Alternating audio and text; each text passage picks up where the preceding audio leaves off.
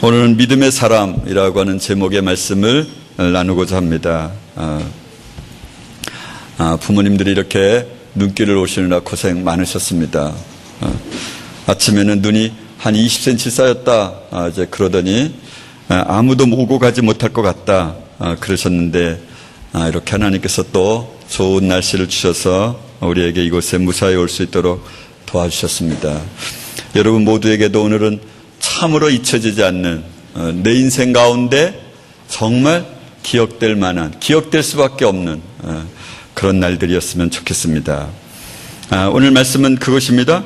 내가 전하는 복음 곧 그리스도 예수에 관한 선포로, 그러니까 그리스도 예수가 주제가 되지 않은 말, 설교, 이것은 복음이 아닙니다. 여러분, 그래서 예수 그리스도로 시작하여 예수 그리스도로 뼈대를 삼고 예수 그리스도로 맞춰야 그것이 복음입니다. 여러분, 이 사실을 잊지 마시기 바랍니다. 예수 그리스도께서는 어떻게 하십니까? 예수 그리스도에 관한 선포로 여러분을 능히 튼튼히 세워주십니다. 계명을 지킬 수 있도록, 말씀을 지킬 수 있도록 우리를 든든히 세워주십니다. 누가 그렇게 하십니까? 예수 그리스도로 말미암아 그렇게 하십니다. 예수 그리스도를 믿는 사람은 어떻게 됩니까? 믿어 순종하게 하려고 우리에게 말씀을 주셨습니다. 로마서 1장 5절은 이렇게 적혀 있습니다.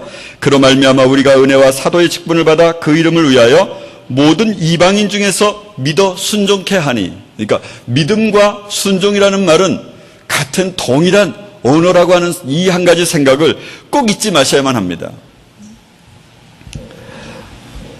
이 청소년 사역의 장점이 있습니다. 그 중에 하나는 첫째, 말씀을 전하든 못 전하든 학생들이 이러쿵저러쿵 하지 않는다는 것이죠.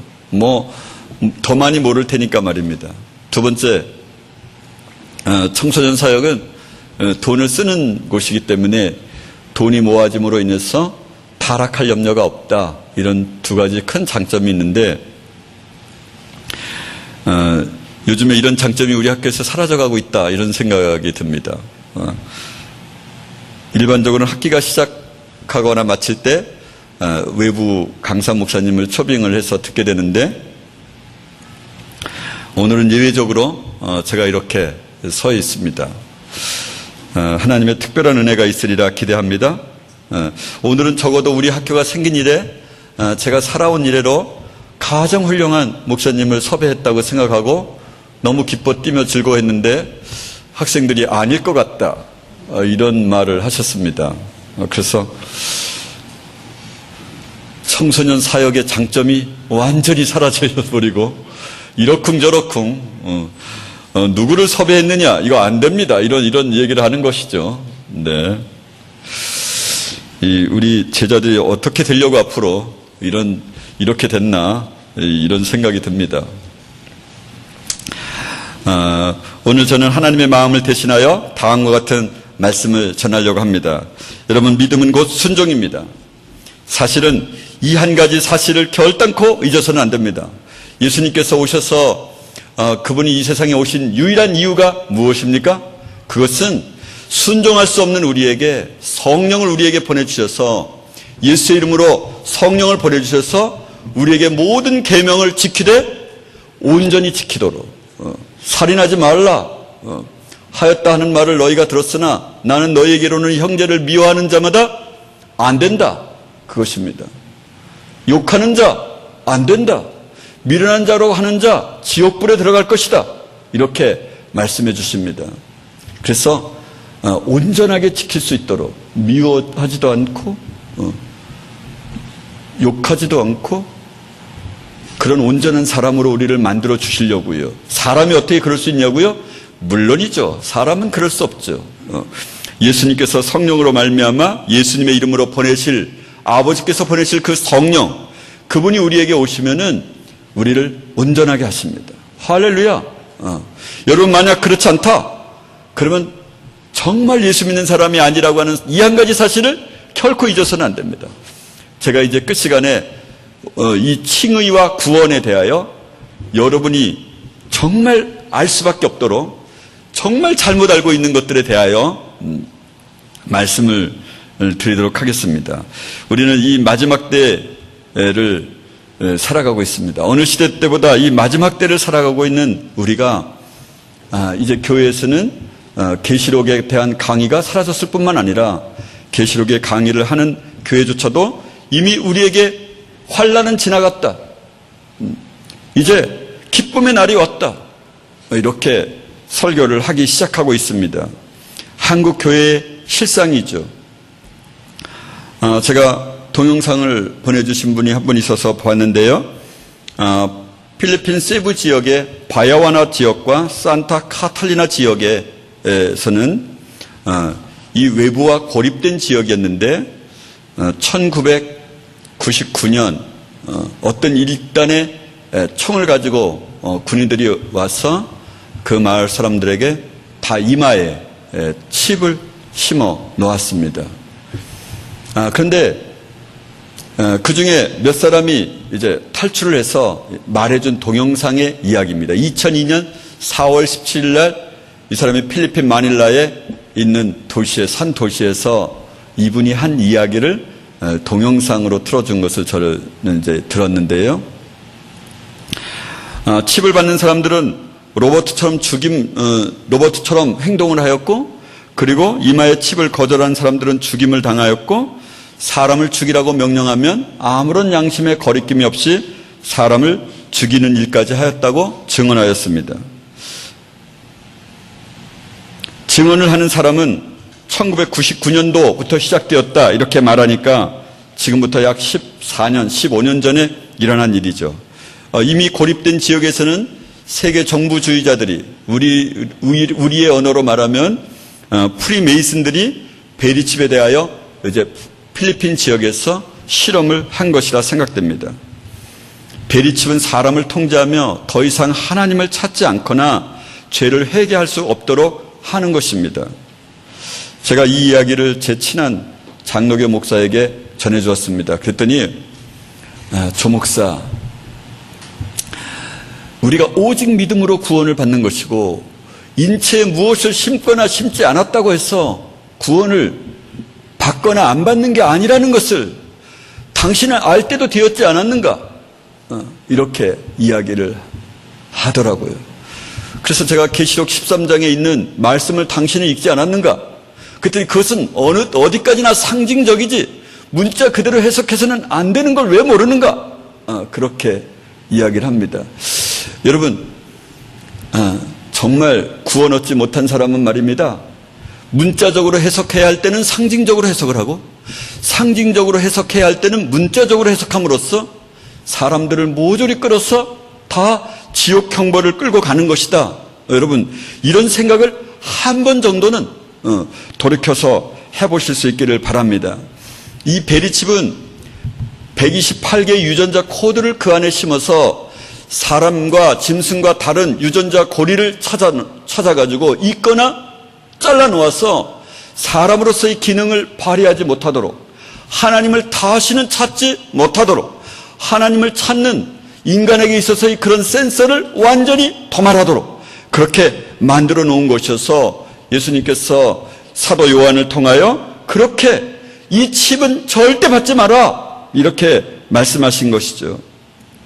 물론 이런 이야기는 우리에게는 너무나 오래전부터 우리 학생들과 함께 이야기를 하도록 하나님이 알게 해주셔서 이에 대비하도록 늘 이야기를 하고 있는 것이 하나님 앞에 참 감사한 일이죠.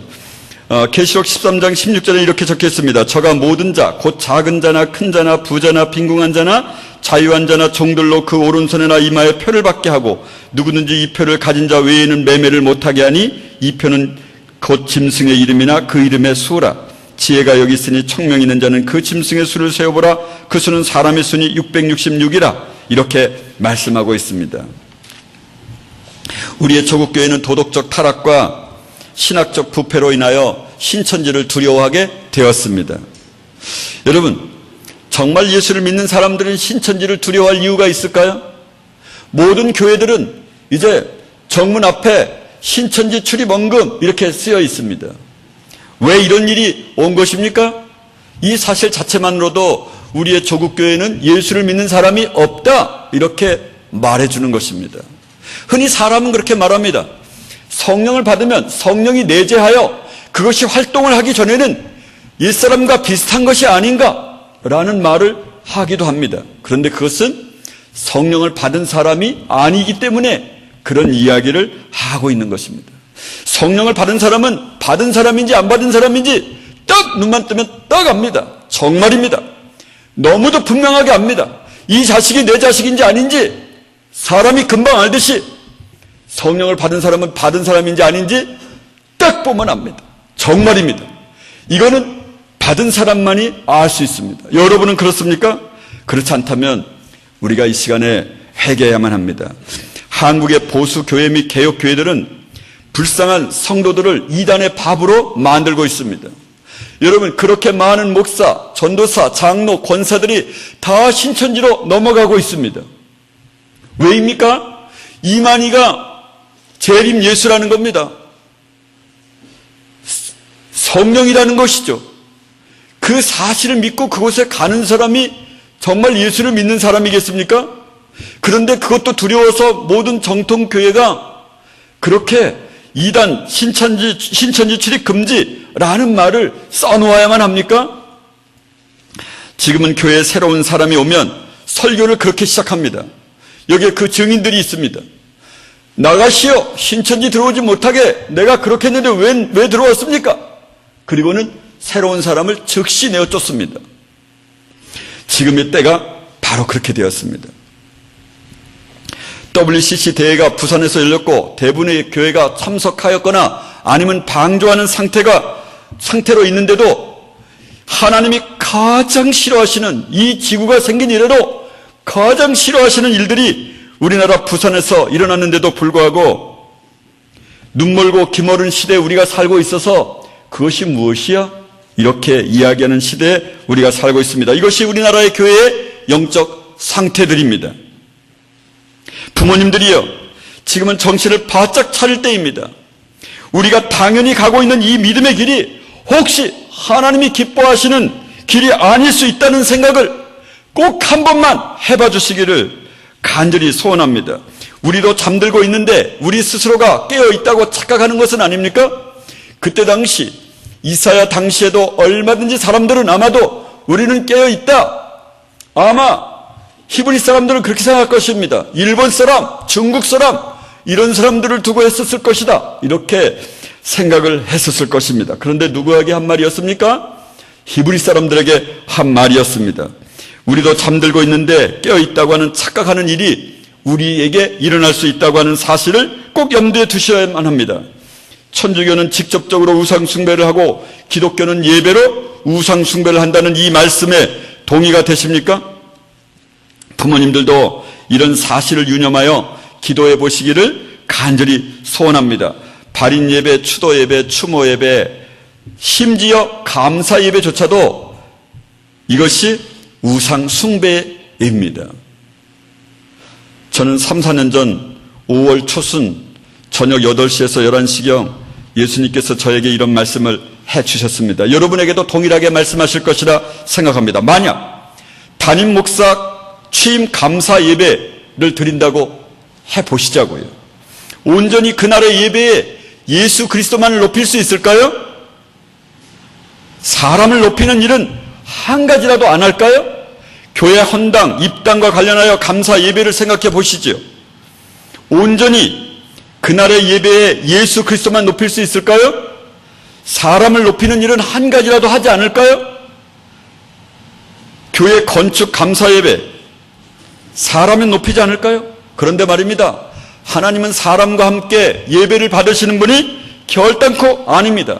사람은 좋아하겠지만, 마귀는 좋아할 일이지만 하나님은 결코 기뻐하지 않으십니다. 그것을 우상숭배라고 하나님은 명명하십니다.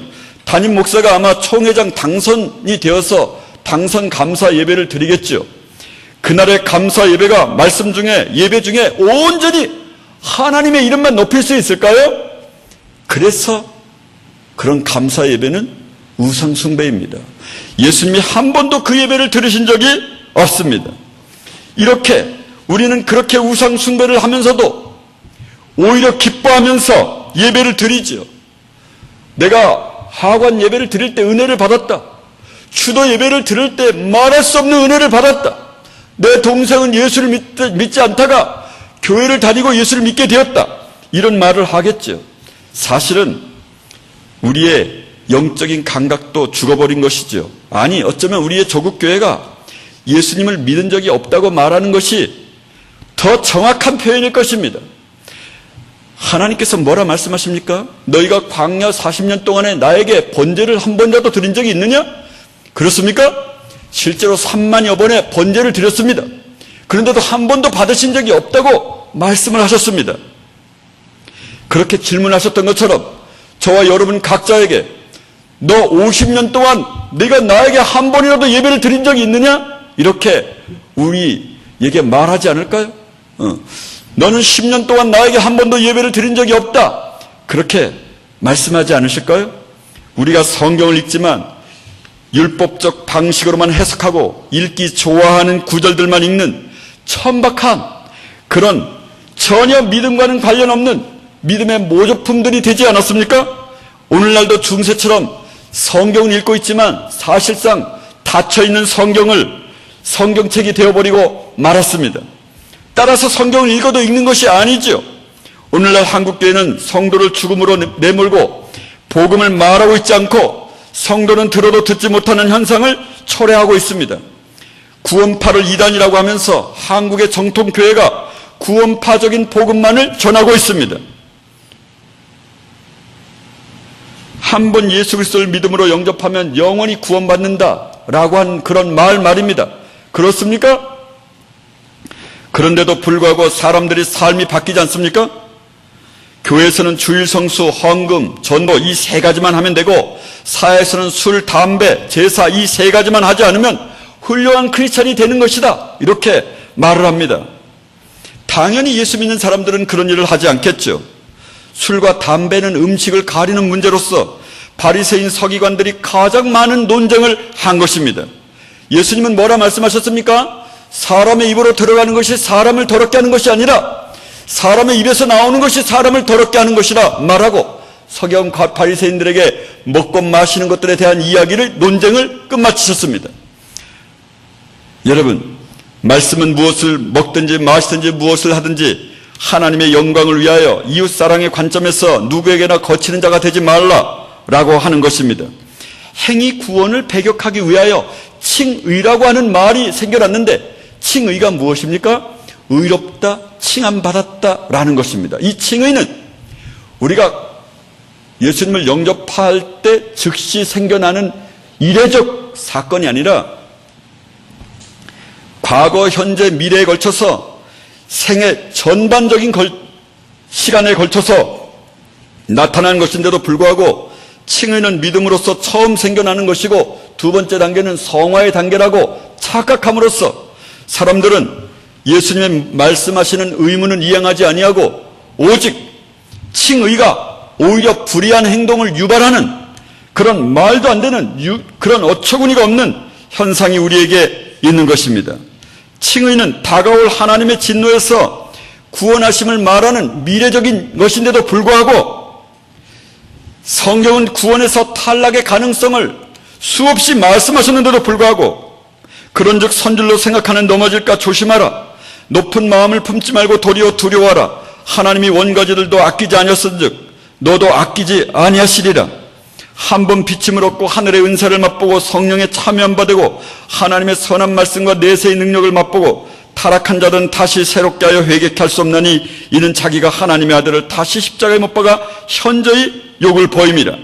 땅이 그 위에 자주 내리는 비를 흡수하여 팍가는 자들이 쓰기에 합당한 채소를 내면 하나님께 복을 받고 만일 가시와 엉겅퀴를 내면 버림을 당하고 조점에 가까워 그 마지막은 불사름이 되리라.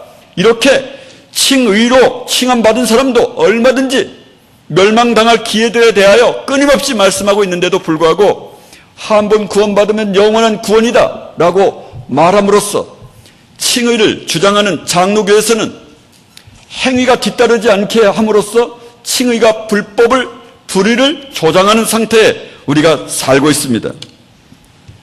여러분, 저와 여러분은 이런 우상숭배 세대에 살고 있습니다. 어쩌면 가장 많은 우상숭배가 이 땅에서 일어나고 있는데도 우리는 그것을 알지 못하고 눈 감고 귀멀어서 판단 능력도 희미해진 채 살아가고 있는 것이죠. 우리는 사실 예배를 그 수없이 많이 들었는데도 불구하고 하나님께서는 내가 너의 예배를 받은 적이 단 한 번도 없다, 이렇게 말씀하시고 있는 것을 듣지는 못하십니까? 여러분, 우리는 우상 숭배 시대에 살고 있습니다. 여러분이 자녀를 교육을 시키는 것이, 예수를 믿는 사람들도 대학을 보내도 된다, 이렇게 생각하는 것은 마귀가 우리 이 시대에 자기의 자녀들을 몽땅 다 지옥으로 끌고 가기 위한 그런 계획 가운데 최고 큰 전략을 달성한 것입니다. 정말입니다. 여러분, 대학은 이성을 가르치는 학문입니다. 오늘 눈이 오는 것을, 비가 오는 것을 누가 잘 압니까? 고등학교 정도만 졸업하면 다 압니다. 그런데 비가 오지 않는데, 얘야, 비가 오도록 기도해봐. 대학 나온 사람도 기도하고 박사학위를 딴 사람도 기도하겠죠. 그런데 그것을 아는 사람의 기도가 지극히 형식적이지 않습니까? 여러분은 그렇지 않습니까? 왜곡되고 잘못 배운 것이죠. 이성주의가 예수님을 거절하는 시대에 우리가 살고 있습니다. 그런데도 불구하고 너무도 당연하다 생각하는 것이죠. 대학은 그야말로 많은 사람들을 지옥으로 보내는 가장 큰 무기요, 이것이 최고의 무기가 되어버리고 말았습니다. 여러분, 저는 이 학문이 과연 무엇을 가져다 주는 것인가, 이렇게 꾸준히 생각하다가 저보다 앞서서 자기의 자녀를 학교를 보내지 않고 집안에서도 정신병자라는 소식을 들으면서 8명의 자녀를 학교를 초등학교조차도 보내지 않은 한 목사님을 소개하고자 합니다. 이분의 말씀을 들으시면서 정말 예수 믿는 사람들의 삶이 어떤 것인지, 하나님은 우리에게 뭐라 명령하시는지, 우리의 관점과 사고의 체계를 바꿔서 오직 예수를 믿는 사람은 어떠해야 하는 것인지를 한번 그분의 이야기를 들으면서 저와 여러분의 사고 체계를 한번 수정해 볼 수 있는 기회가 되었으면 좋겠습니다. 목사님, 잠깐 나와 주셔서 말씀 좀 전해 주시겠습니까?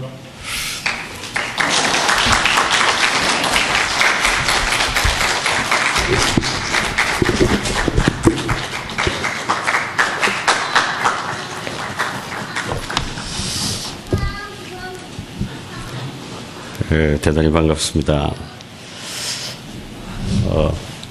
원래 제 헤어스타일이 이게 아닌데,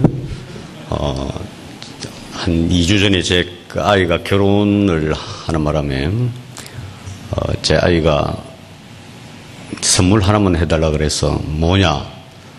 그러니까, 아빠 염색 한 번만 해주세요. 그래서 제가 이장원에 가서 염색을 하다가 이렇게 제가 유혹을 받아서 파마까지 하게 됐습니다. 그래가지고 저 거울을 보면서 이제 대인 공포증까지 빠질 지경이 됐습니다. 예. 아마 제가 느끼기로 제가 이 시간 제가 말할 수 있도록 허락된 시간이 그리 길지 않다고 느껴집니다. 그래서 간단하게 여러분들하고 잠시 얘기를 나누겠습니다. 앞에 목사님께서 어떤 말씀을 이렇게 하셨기 때문에 저는 그저 제가 할 얘기를 몇 마디만 이렇게 할까 생각합니다. 호세아 선지서에서는 이런 말씀이 기록되어 있습니다. 내 백성이 지식이 없어서 망하는도다. 이때 내 백성은 이스라엘 백성입니다. 하나님의 백성은 망해서는 안 됩니다. 이 시대에 예수 믿는 사람이 망한다는 것은 안 되는 일입니다. 그렇지만 하나님의 백성도 지식이 없어서 망한다고 호세아 선지자는 말합니다. 이때의 지식은 하나님에 관한 지식입니다. 하나님의 백성도 하나님에 관한 지식을 모르기 때문에 실수하는 것입니다.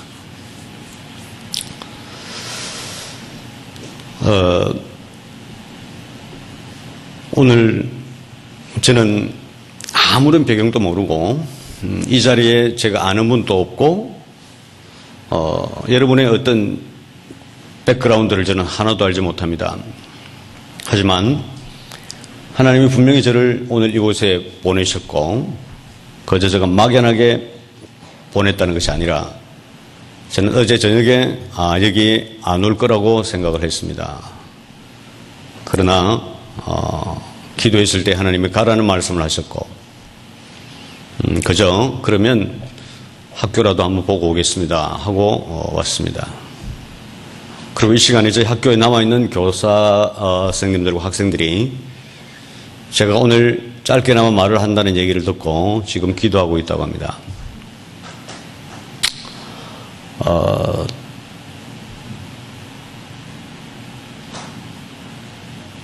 우리가 이 시간 전부 다 크리스찬이라고 제가 가정을 하고 전부 다 여기 계신 분이 하나님을 믿는다고 제가 일단은 그렇게 생각하고 몇 가지 얘기만 여러분들에게 말씀드리겠는데 제가 드리는 말씀의 개념을 한번 잡으시기 바랍니다. 혹시 여러분들은 지금 우리가 살고 있는 이 인생 말고 우리가 만약에 육신의 죽음이 찾아왔을 때에 그 다음에 삶이 있다고 믿으십니까? 예, 반응을 하시는 게 좋을 것 같습니다.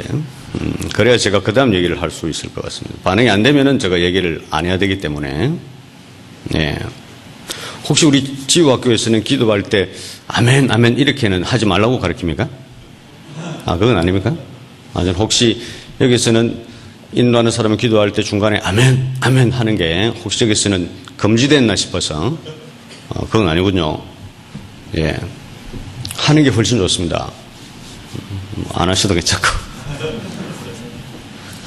제가 다시 한번 얘기할 때 여러분들이 이렇게 좀 반응을 해 주시면 제가 조금 얘기를 쉽게 할 수 있을 것 같은데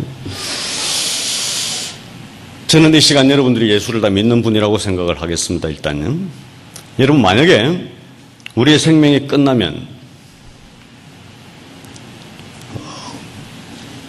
그 다음에 천국의 삶이 있다고 믿으십니까? 예. 그 삶이 영원할 거라고 믿습니까? 예. 2분의 1은 수학적으로 2분의 1은 반입니다. 제법 크죠, 그죠? 10분의 1은 조금 더 작아집니다. 무한대분의 1은 뭘까요? 제로입니다. 예, 맞습니다. 예, 무한대분의 1은 제로입니다. 분모에다가 영원이라는 시간을 두고 분자에다가 우리가 이 땅에서 사는 한 100년이라는 숫자를 넣으면 이것 역시 제로입니다. 수학을 아는 사람들은 초등학교 4학년 수학만 알아도 이것이 무슨 의미인지 압니다. 예.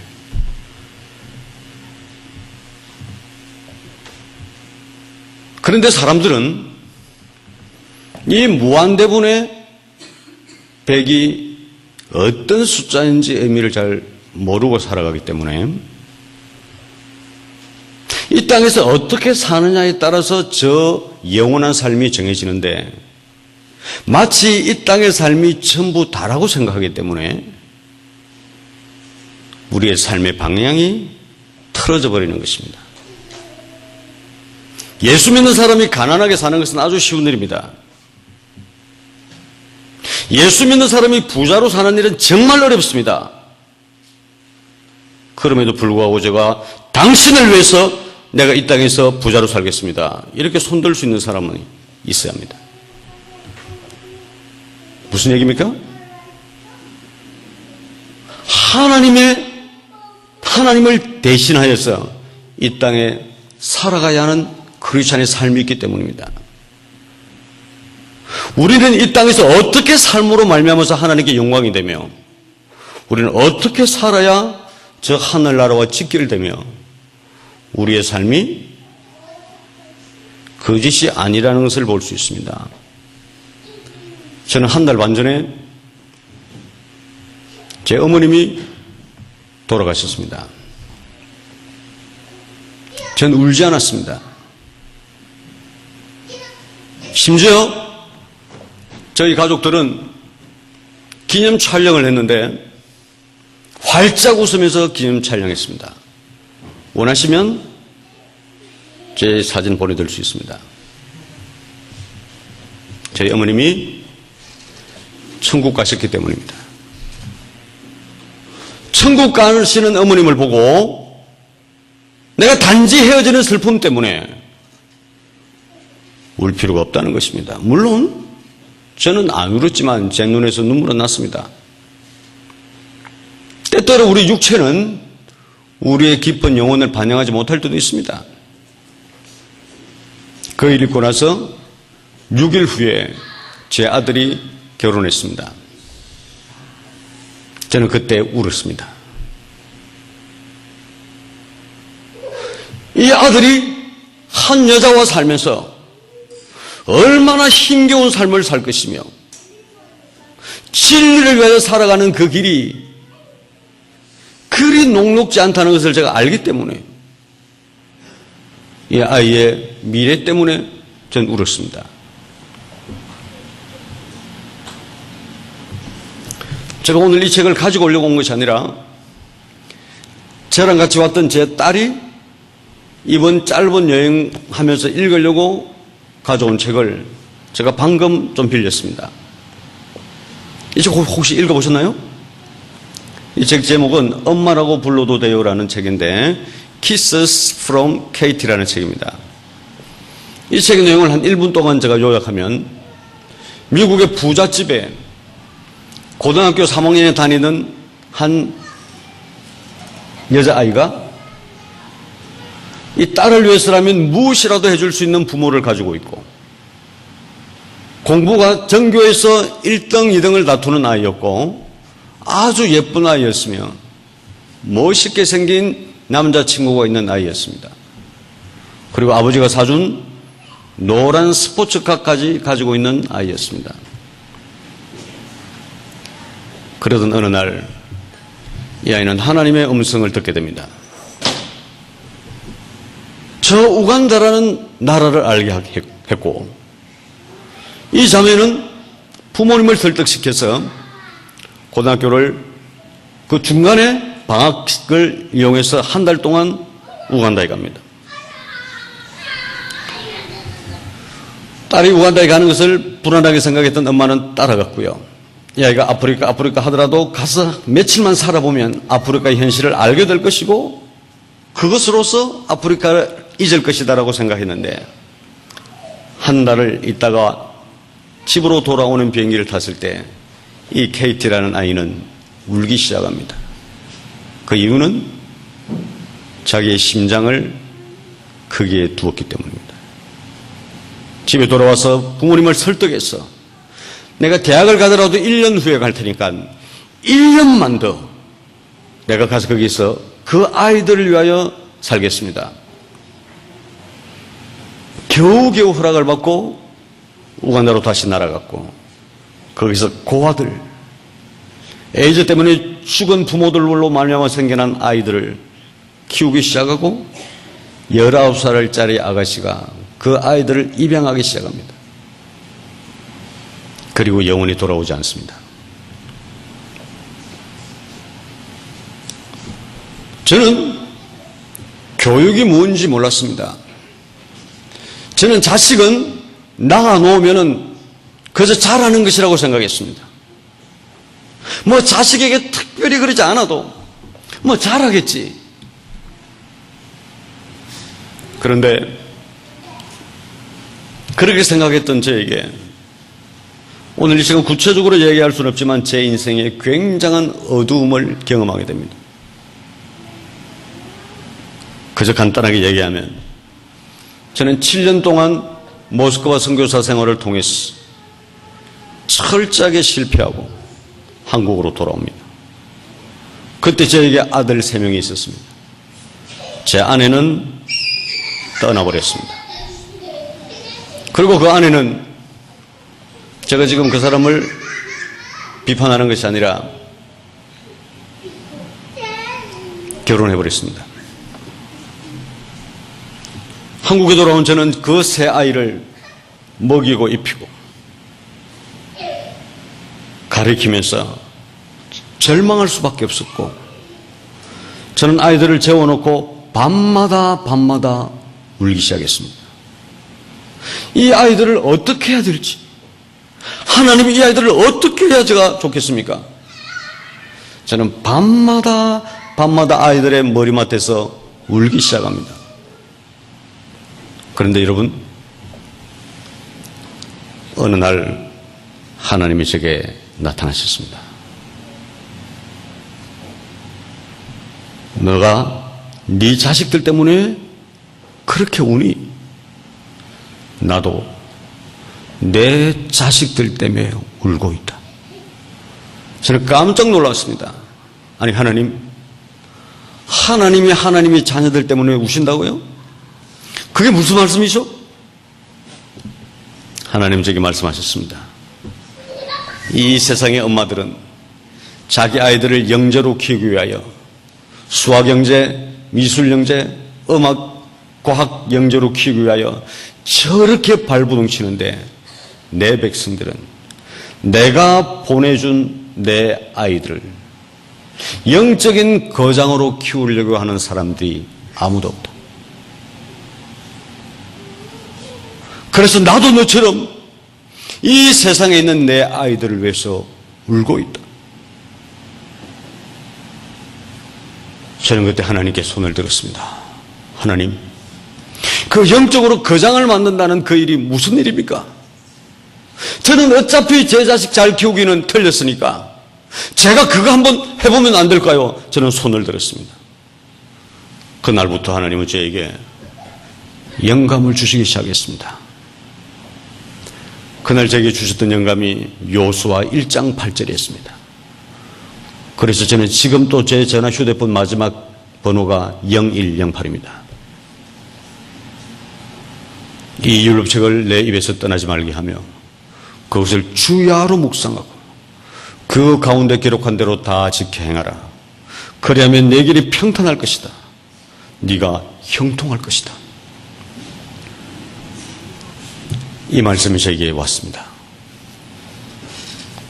하나님의 말씀을, 하나님의 율법책에 있는 말씀을 입에서 떠나지 말게 하고 그것을 주야로 묵상하고 그 가운데 기록한 대로 다 지켜 행하라. 그래야면 네가 평탄할 것이며 너가 형통할 것이다라는 하나님의 말씀이었습니다. 저는 그 말씀을 하나하나 살펴보기 시작했고, 제가 그때 이해하기로는 하나님의 말씀을 날마다 읽어야 되고 날마다 외워야 되고, 그리고 주야로 묵상한다는 이 묵상하다의 단어 하가라는 뜻은 그저 성경책에 빨간 줄을 치는 정도가 아니라 하나님의 말씀을 깊이 생각하는 것이 아니라 묵상하다의 묵상하가라는 원어의 뜻은 외운 말씀을 작은 소리로 읊조린다는 뜻입니다. 하나님의 말씀을 날마다 읽고 외우고 외운 말씀을 아침, 저녁, 낮, 밤으로 그것을 날마다 읊조리고, 그리고 마지막으로 중요한 것, 그 말씀대로 살아가면 우리는 이 땅에서 하나님의 자녀로, 하나님의 백성으로 승리하는 삶을 살 수 있다는 것이었습니다. 그래서 저는 제 아이들에게 성경을 읽히기 시작했습니다. 그리고 성경을 외우게 하기 시작했습니다. 그런데 여러분, 아이들에게 오늘 혹시 여러분들 어머님들 중에서 제 얘기를 듣고 집에 가서, 야, 오늘 내가 그 목사님 얘기 들으니까 성경을 외우면 좋다니까 너도 빨리 외워, 그렇게 하지 마시기 바랍니다. 아이들은 부모님이 은혜 받을까 봐 무서워합니다. 은혜를 받고 나면 아이들에게 주문하는 것이 막 늘어나기 때문입니다. 아이들을 외우라 한다고 아이들이 예, 어머니 하고 외우지 않습니다. 제 아이도 마찬가지였습니다. 한 절, 두 절, 세 절, 네 절 외우는 건 겨우 외우는데 그 당시 제가 느끼기는 아침에 제가 아이들 학교 가기 전에 머리에 손을 올리고 기도하고 하나님이 아이를 보호하여 주십시오. 지혜를 주십시오 하고 학교를 보냅니다. 가면은 가방 메고 학교 다녀오겠습니다. 인사하고 가는데 갈 때는 제가 보면은 하나님 아이가 돼서 갑니다. 그런데 학교에서 수업을 한 4시간 듣고 집에 오면 학교에서 무슨 고문을 당했는지 몰라도 밤새 고문당한 아이들처럼 집에 올 때는 완전 죽어서 오는 것입니다. 그들의 영이 완전히 죽어 있는 것입니다. 그런 깨어진 그릇에 하나님의 말씀을 읽게 하고 외우게 하는 것은 아무 의미가 없었습니다. 저는 그때 두 가지 길을 다 가지 못하면 한 가지를 선택해야 된다고 저는 생각한 것입니다. 여러분, 정말 하나님의 사람인지 아닌지 알려면 그 사람의 선택을 보면 알 수 있습니다. 저는 그때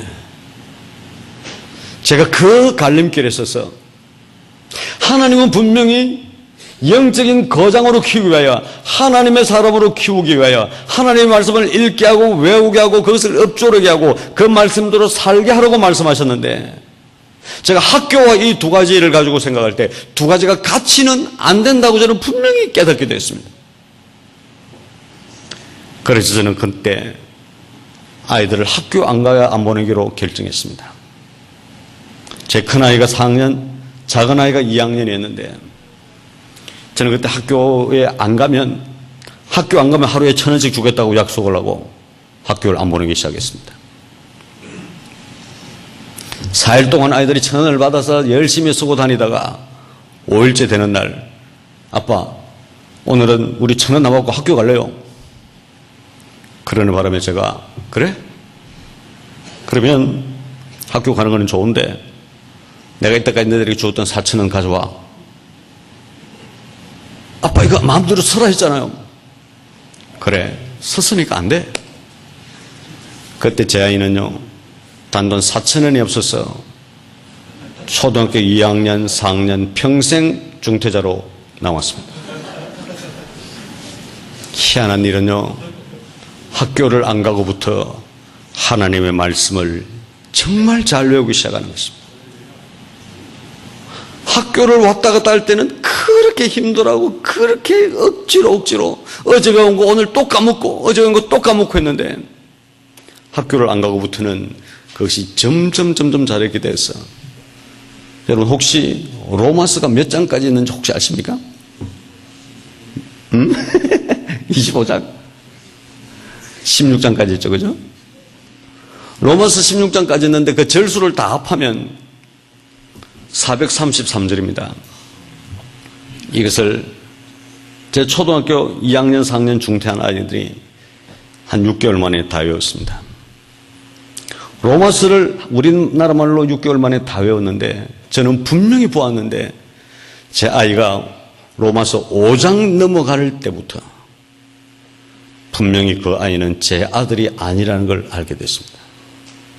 완전히 변해버렸습니다.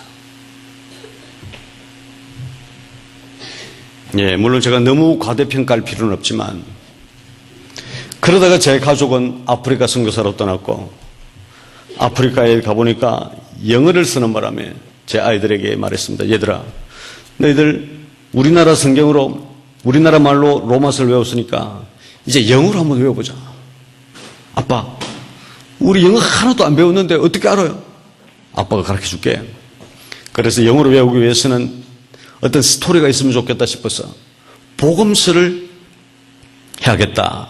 그래서 마태마가 누가 요한서를 쭉 보니까 제일 짧은 게 마가복음이라서 제가 마가복음을 선택한 거죠. The beginning of the gospel about Jesus Christ, the Son of God. 이렇게 1장 1절을 A4 용지에다가 날마다 써주고요. 요걸 하루 종일 보고 외워. The beginning of the gospel about Jesus Christ, the Son of God 해놓고 그 밑에는 빨간 색연필로 The beginning of 한글로 써줬습니다. 영어를 못 읽으니까 얘들은 하루 종일 그걸 보면서 외우고 다녔습니다. 마가복음 혹시 몇 장까지 있는지 아십니까? 응? 그것도 16장까지 있습니다. 마가복음은 전부 다 합하면 678절입니다. 아이들이 그것을 다 외웠습니다. 그것을 외우고부터 아이들이 영어가 되기 시작했습니다. 물론 우리는 영어를 잘하려고 외우지 않았습니다. 그러다가 이제는 이 아이들이 하나님 말씀 읽는 것이 생활화되었고, 그래서 늘 지금도 하나님 말씀 읽고 외웁니다. 그러면 사람들은 제게 가장 궁금한 질문이 있습니다. 목사님, 그러면 그 아이들 서울대 갔습니까? 그것을 질문합니다. 오늘 저랑 같이 온 제 큰딸이 있는데 이 아이가 99년생이니까 중학교 2학년인지 3학년인지 잘 모르겠습니다. 학교를 안 가니까.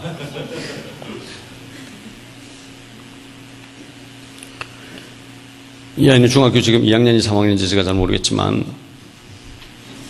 여러분, 시편에서 제일 긴 시편이 몇 절인지 아십니까? 몇 편인지? 119편인데 그 몇 절까지 있는지 혹시 아시나요? 176절까지입니다. 그거는 어떤 스토리가 있는 거 아니죠, 그죠? 저희 학교 학생들 중에서는요, 많은 아이들이 시편 119편 1절부터 176절까지 차례대로 다 외웁니다. 영어로. 지금 제가 뭐 영어로 얼마나 많이 외운다 지금 그 얘기 하는 것이 아니라, 정말 우리가 이 시간에 하나님 앞에서 탁월한 하나님의 사람으로서 이 땅에 살아가기 위해서 우리가 가장 중요한 것이 하나님을 예배하는 것이고, 하나님을 예배하는 사람들에게 있어서 가장 중요한 것이 하나님을 순종하는 것이고, 하나님을 순종하기 위해서 내 도덕이 아니라 하나님의 말씀대로 살아가는 것입니다.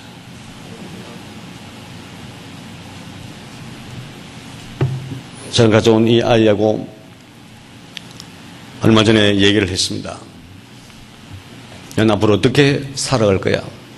이제 중학교 2학년이면 네 인생을 이제 목표를 정해놓고 달려가야 하는데 어떤 삶을 살고 싶나? 너 대학은 어떻게 생각하나?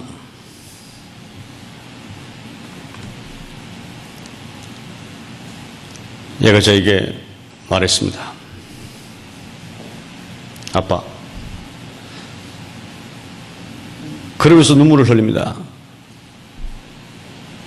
제가 대학을 안 가려고 생각하니까, 대학을 배제해 놓고 나니까 인생이 다른 면이 보이기 시작해요. 그렇게 이야기했습니다. 저는 그러니까 여러분들에게 대학을 가고 안 가고 지금 이런 얘기를 하고자 하는 것이 아니라, 우리는 성공을 위하여서 걸음을 움직여야 합니다. 이때의 성공은, 제가 말하는 성공은 이 100년 안에서의 성공이 아니라 영원한 하늘나라의 성공을 위하여 달려가야 한다는 것입니다.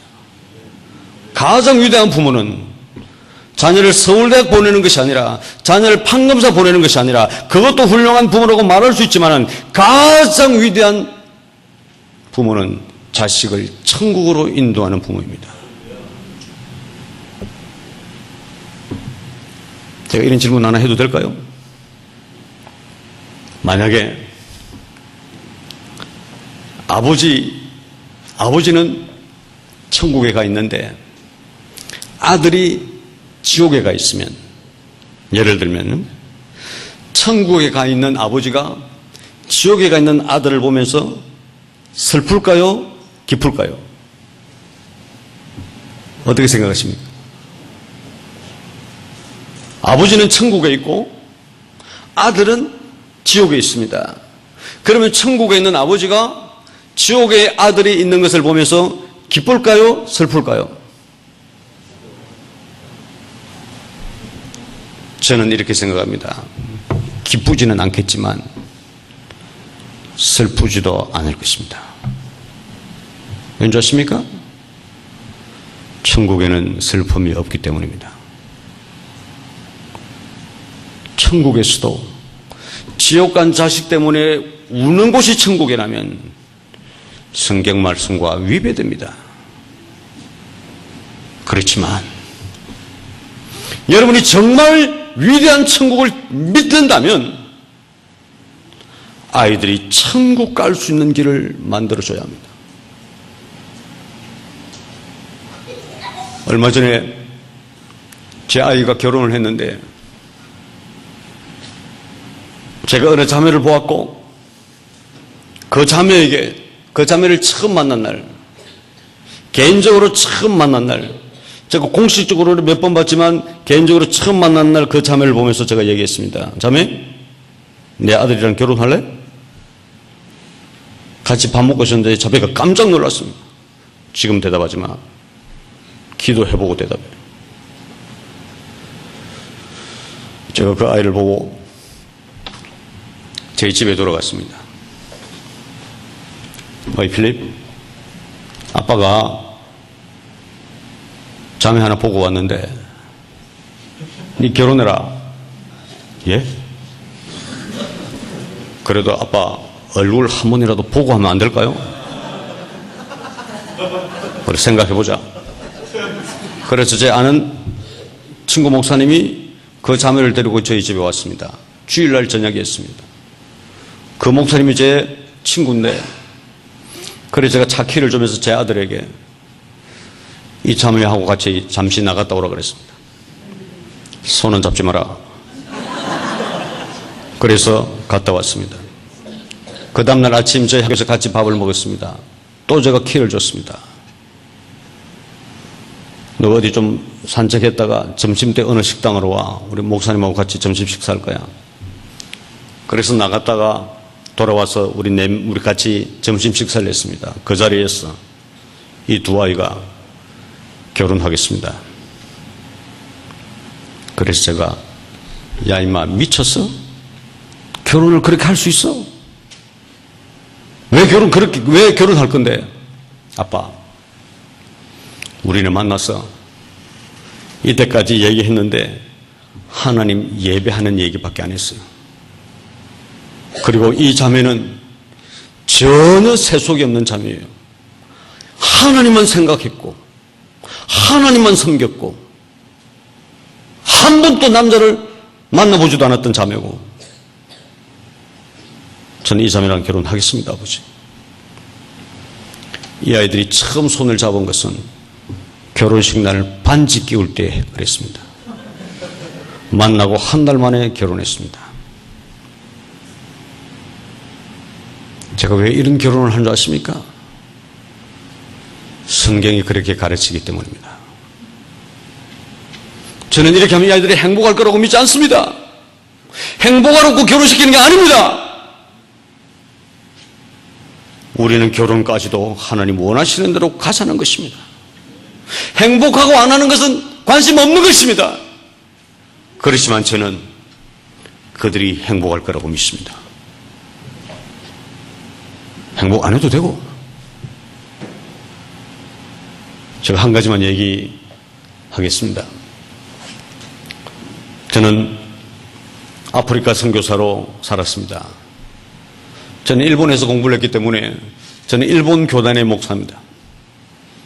제가 일본 신학교가 제 아프리카 케냐로 신학교를 전부 다 옮겨가서 신학생들을 다 데리고 가서 거기서 한동안 신학교에서 가르친 적이 있습니다. 그때 저는 가르치는 사람으로 갔습니다. 그때 우리 스텝 가운데서 일본 아가씨인데 미혼 처녀인데 목사가 있었습니다. 아버지도 목사고 어머니도 목사고 자기도 목사인 예쁘고 참 인텔리했던 한 자매였습니다. 우리는 몇만 평이나 되는 대저택을 구입해서 거기서 베이스 캠프를 삼아서 사역을 합니다. 한 3만 평이 넘는 그 큰 둘레에 철망을 다 쳤습니다. 그리고 일본 사람들이 흔히 그러듯이 전기장치를 다해서 만지면 전기통하게 다 만들었습니다.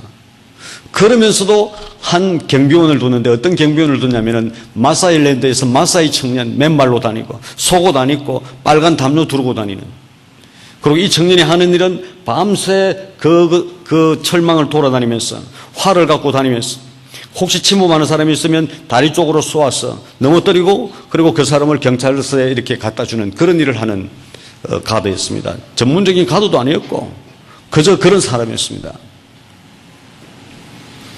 어느 날 우리 스태프회에서 놀랄만한 보고를 저는 받았습니다. 방금 말했던 이 일본 자매 목사가 그 마사일랜드에서 온 그 청년과 결혼하기로 발표한 것입니다.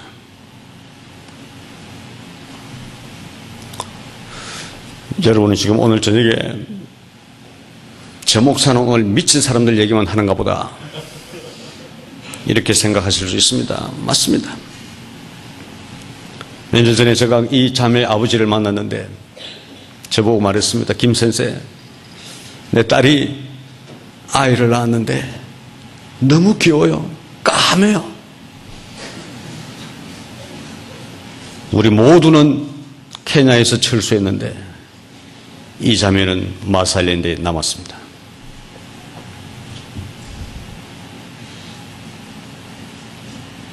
알아야 됩니다.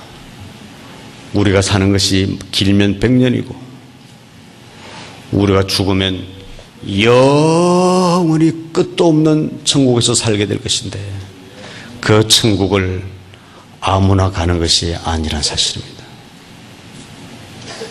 그저 사형리 소개받고 1분에서 2분 그 기도문 따라 함으로써 그리고 구원받았다고 생각하는 사람들, 물론 그것이 거짓은 아닙니다. 우리가 구원받은 날, 우리가 예수를 고백했던 날, 저 십자가에 달린 강도처럼 우리가 예수를 바로 믿은 바로 그날 정말 복되게도 죽었다면 천국 갈 수 있겠지만 우리는 예수 믿은 이후로 우리가 홍해를 건넌 이후로 요단강을 건널 때까지 광야의 삶이 있다는 것을 알아야 합니다. 홍해를 건넜던 사람들의 대부분은 광야에서 죽게 됩니다. 홍해를 건넌다고 끝나는 것이 아닙니다. 예수 믿는다고 끝나는 것이 아닙니다. 요단강을 건너야 하기 때문입니다. 대학 보내도 됩니다. 명문대학 보내도 됩니다. 그렇지만 그 아이의 영혼이 어떻게 되는지 살펴봐야 합니다. 목사님 말씀대로 대학이 사단이 만든 것이며 지옥으로 가는 지름길이라는 것에 대해서 저는 100% 동의합니다. 그래서 저는 8명의 아이들 학교 안 보내기로 결정했습니다. 학교만 안 보낸다고 되는 것이 아니라 날마다 예배하고 날마다 거룩한 삶을 살며, 어제 우리는 저녁에 우리 학교 종강 예배를 드렸습니다. 우리는 절대로 늙어서 죽지 말자. 늙어서 죽으면 안 돼. 중간에 죽어야 돼. 순교해야 된단 말이다. 하나님을 위해서, 하나님의 나라를 위해서 우리가 사나 죽으나 주의 것이라고 고백했던 바울의 고백처럼 우리는 하나님의 나라를 위하여 살다가 죽어야 하는 것입니다. 정말 여러분이 대학 가는 것이 하나님의 나라를 위하여 간다면 너무너무 위험한 일이지만 갈 수 있습니다. 그러나 속이지 말아야 합니다. 속이지 말아야 합니다. 우리는 말씀대로 가는 것입니다. 아담과 하와가, 하나님은 아담을 만들어 놓고 혼자 있는 것을 보시면서 배필을 지어야겠다고 생각하시고 배필을 짓습니다. 여러분, 배필이라는 히브리 단어는 네게드라는 말입니다. 이 배필이란 말은 하나님이 아담을 위해서 돕는 배필을 만들어야겠다 이렇게 생각하시는데, 이 배필이라는 단어는, 네게드라는 단어는 명사가 아닙니다. 우리는 배필, 영어 성경에는 help라고 했지만 이 명사라고 써 있지만 원어의 뜻은 명사가 아닙니다. 그것은 전치사입니다. 이 배필이라는 것은 이 남자와 함께 붙어 있어서 남자의 위치를 말해주는 것입니다. 남자가 있고 여자가 따로 있는 한 두 개의 인격체가 아닙니다. 불완전한 남자 앞에서 이 네 개들의 말이 붙어버려서 남자 앞에, 남자 안에, 남자 곁에 이런 뜻입니다. 배필은 남자를 위하여 만들어진 것입니다. 그리고 아담은 깊은 잠에서 깨어나서 한 여자가 있는 것을 보고 놀라지 않았습니다. 왜 그럴까요? 처음 보는 여자를 보면서 누구지? 말하지 않습니다. 처음 보는 여자를 보면서 이는 내 뼈 중에 뼈요 살 중에 살이로다. 이 무슨 말입니까? 이 뼈는 내 뼈요 이 살은 내 살이다라는 뜻입니다. 이 말을 쉽게 이야기하면 내내 이 뜻입니다. 예, 내내 이 뜻입니다. 하나인 거죠. 그래서 말합니다. 이 사람이 남자에게서 나갔은 즉 내가 여자라고 칭할 것이다. 이것은 아담이 했는지 하나님이 하신 말씀인지 잘 모르겠지만 제가 오늘 가서 다시 한번 봐야겠지만 그러므로 남자가 그 부모를 떠나 여자와 그 아내와 한 몸이 될지라고 성경이 기록합니다. 성경에서 여자란 말과 아내란 말은 똑같은 단어입니다. 그래서 여자가 아내고 아내가 여자인 것입니다. 그래서 남자인 아내는 없습니다. 여자는 아내입니다.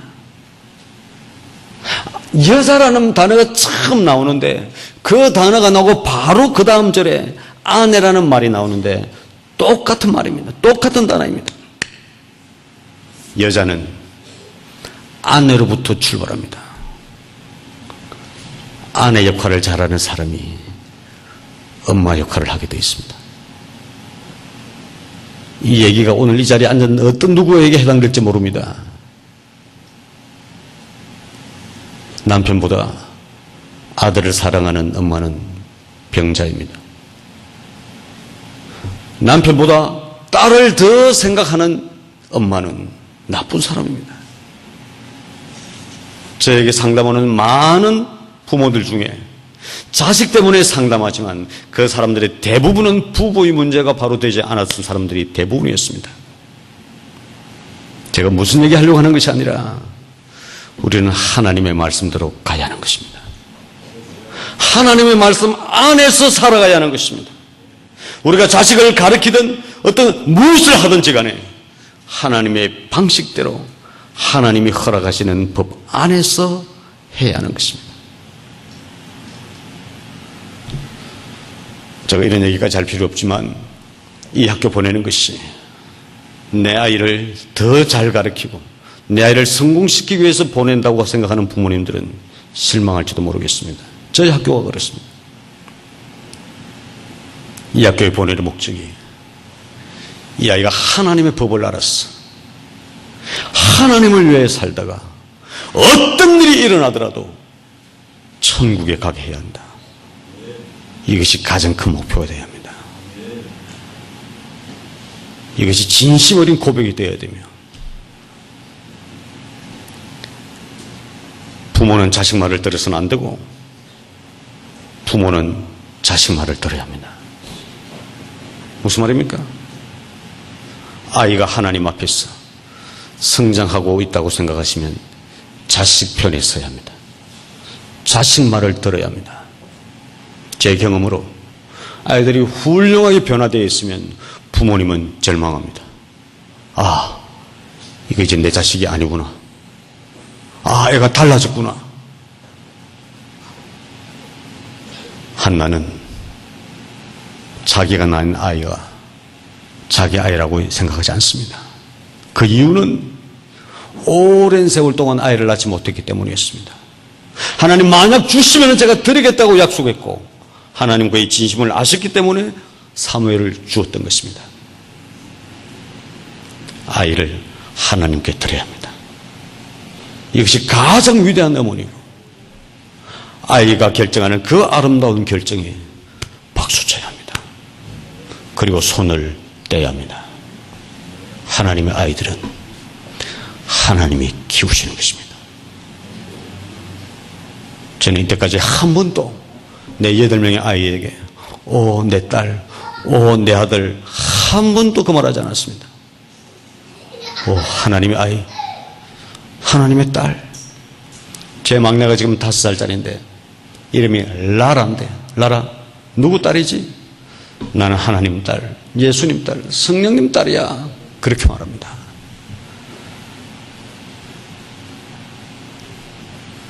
오늘 한번 생각해 보시기 바랍니다. 지금 내가 알고 있는 진리가 정말 진리인지, 예수님은 하나님의 말씀을 전하시면서 들을 귀 있는 자는 들을 것이라고 말했습니다. 예수님 말씀도 다 듣지 않았기 때문입니다. 이유는 무엇입니까? 자기의 지식이 너무 컸기 때문입니다.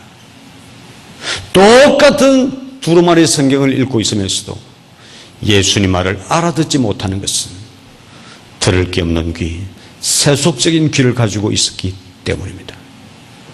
우리는 살아도 죽어도 주를 위하여 존재하는 것입니다. 부디 천국에서 다시 만나게 되기를 바랍니다.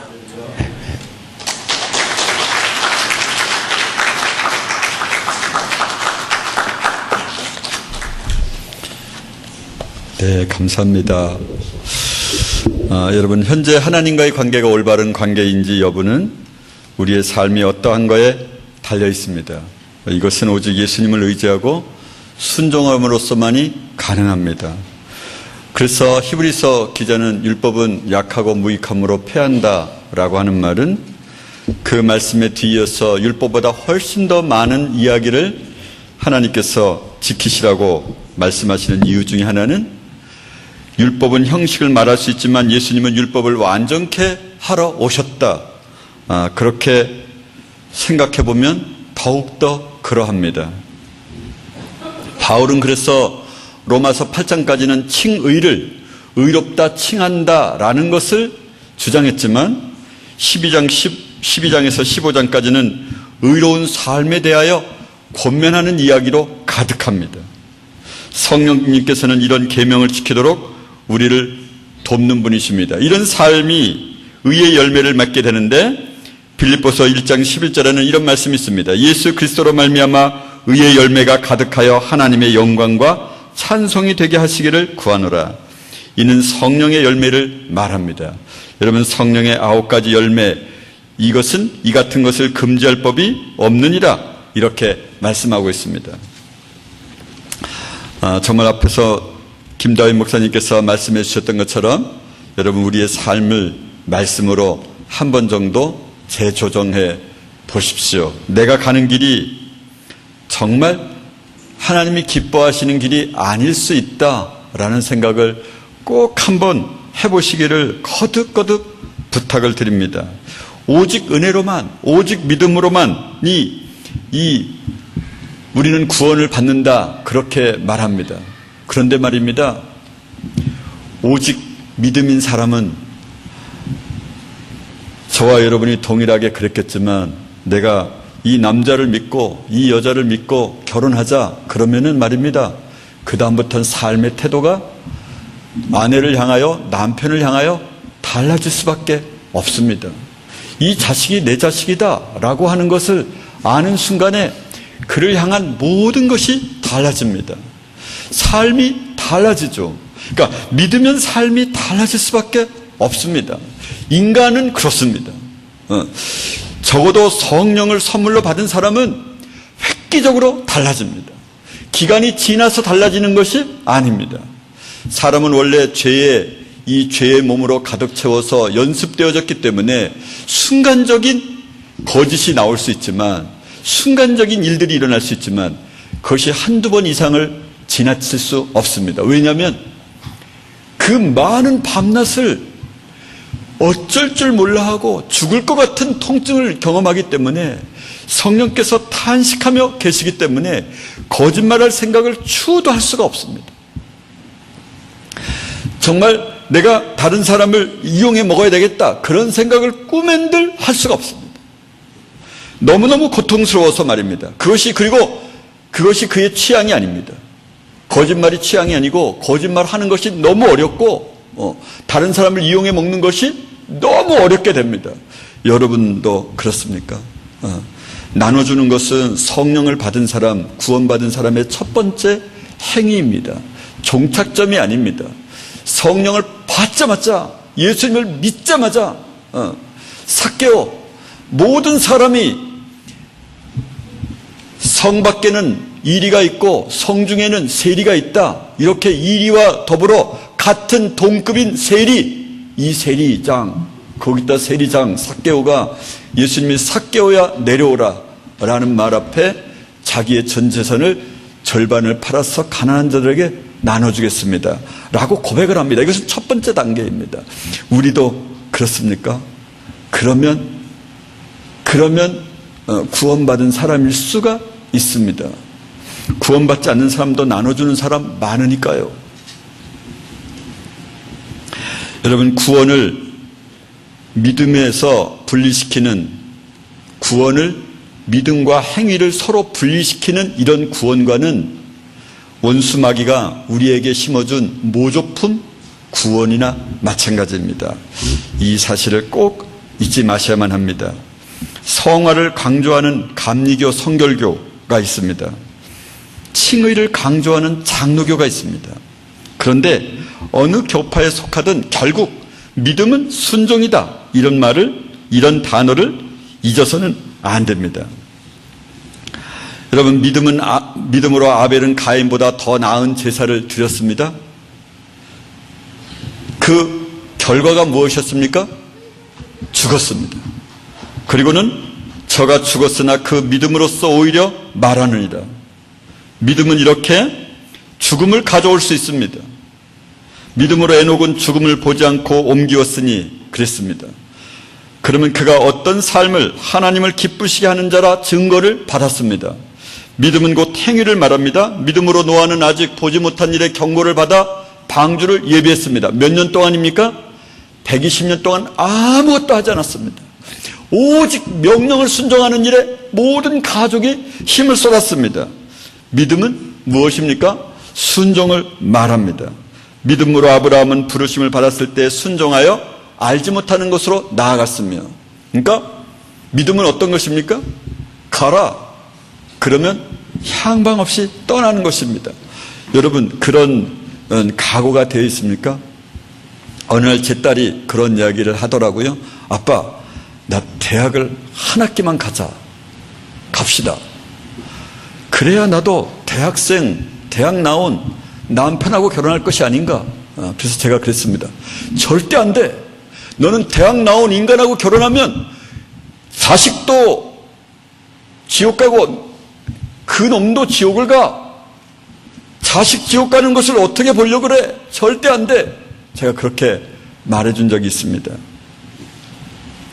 제 아들에게도 그렇게 말했습니다. 아들이 여기 있어서 제가 다른 말을 길게 할 수 없지만 아무튼 제가 그런 이야기를 했습니다. 제가 1년 52주 중에 42주를 제 아이를 만나서 군대에서 제가 복음을 가르쳤습니다. 2년 동안 말입니다. 그러니까 2년 동안 몇 번을 만났는지 모르지만 하여튼 한 1년을 계산해 보니까 제가 얘가 집에 오고 제가 간 걸 합하니까 42번 토요일을 함께 보냈더라고요. 복음을 가르치던 어느 날, 아빠, 나 대학 안 갈래. 제가 부둥켜 안고 울면서 축복 기도를 해줬습니다. 이제 군대를 제대하니까 아빠, 나 대학 가고 싶어 죽겠어. 미치겠어. 그래서 안 가야지. 왜? 내가 세상을 사랑하는 것이 너무도 분명해. 누구든지 세상이나 세상에 있는 것들을 사랑치 말라. 그렇지 않으면 하나님의 사랑이 그 안에 없느니라. 이 말은 무슨 말씀이냐면 곧 사망이다, 영원한 멸망이다, 이런 뜻이거든요. 제가 그랬습니다. 얘야, 이 지구가 생긴 이래로 분분초초 이 세상의 스펙을 위하여 쌓지 말고 오직 하나님을 위하여 스펙을 쌓는 하나님의 사람이 되거라. 제가 그렇게 말해 주었습니다. 이 아이가 고등학교 다닐 때 한 번씩 이렇게 공항을 이렇게 미국에서 고등학교를 다녀서 나왔을 때마다 돌아갈 때는 항상 그랬습니다. 얘야, 죽을 만한 일이 있을 때 네가 제일 먼저 죽어. 나도 제일 먼저 죽을 거야. 그래서 땅 끝에서 죽어서 천국에서 만나자. 그래서 항상 우리의 만남은, 헤어짐은 울음이 아니라, 눈물이 아니라 머쓱했습니다. 진짜 아버지 맞나? 아마 그런 눈으로 저를 바라보았을지 모르겠습니다. 그래서 우리는 늘 헤어질 때 비장했습니다. 정말 그 마음이 전 지금도 변함이 없습니다. 우리 교장 선생님 아들을 두고 그 사모님이 내 아들은 지금 당장 죽게 해주세요. 그것이 자기의 기도의 소망이다. 이런 말을 하셨습니다. 사모님, 이 일을 위해서 이 일이 이루어지도록 기도해 주십시오. 저는 그 말이 진심이라고 생각합니다. 사람들은 뭐라 말합니까? 말이 씨가 돼. 그 말 꿈에도 하면 안 돼. 그럴 수 있습니다. 말이 씨앗이 돼서 진짜 죽었으면